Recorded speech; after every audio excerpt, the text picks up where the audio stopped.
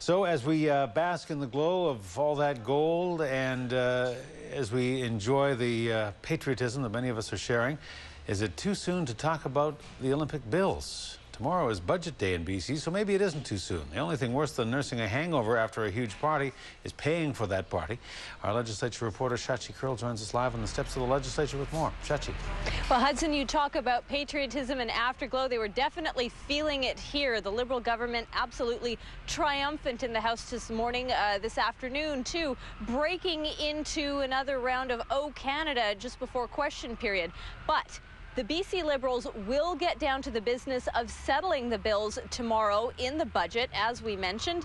And the early money is on another year of cuts and belt tightening and trying to climb out of deficit. There's only two things left to do when guests start going home. The first, clean up. Today, pavilions and tents were coming down in downtown Vancouver, and then you gotta pay up. The man with the money spent this morning trying not to drop the ball. In a new move from Finance Minister Colin Hanson, he's deciding against new shoes for budget day, instead offering to pay for new tires for wheelchair athletes, a nod to the Paralympic Games, which start March 12th. For those of us in wheelchairs, these are our shoes. Like politics, wheelchair rugby is tough stuff. Hanson's preparing for the hits that will come tomorrow. This budget tomorrow is going to, it's still going to be a belt-tightening budget.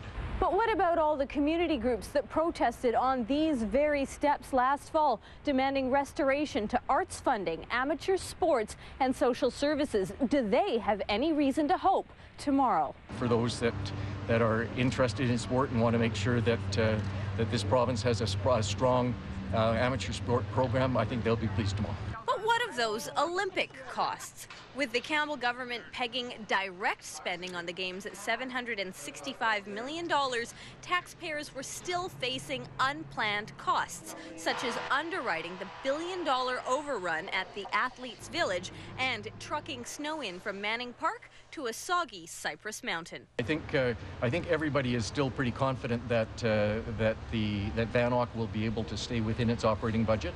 We don't expect that the province will be called upon to put any significant amount in at this stage. Well, I continue to be concerned about the numbers. I continue to be concerned about the budget, and we'll be taking a look at those numbers. But you deserve congratulations for a fantastic, successful Olympics, and they were. And in another bruising fiscal year, it's a win. A small one, but Hanson will take it. Now, the finance minister is sticking to his forecasts around the size of our budget deficits. Remember, in September, we saw that projected record-breaking deficit of $2.8 billion. Tomorrow, we find out if it was really as big as that, if it was bigger, or if it actually came in a little bit underneath.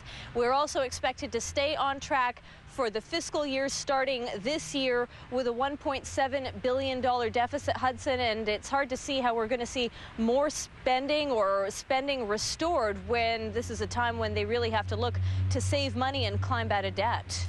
We'll watch for your budget coverage tomorrow, Shachi. Thank you. You're welcome. Shachi Kurl live at the legislature.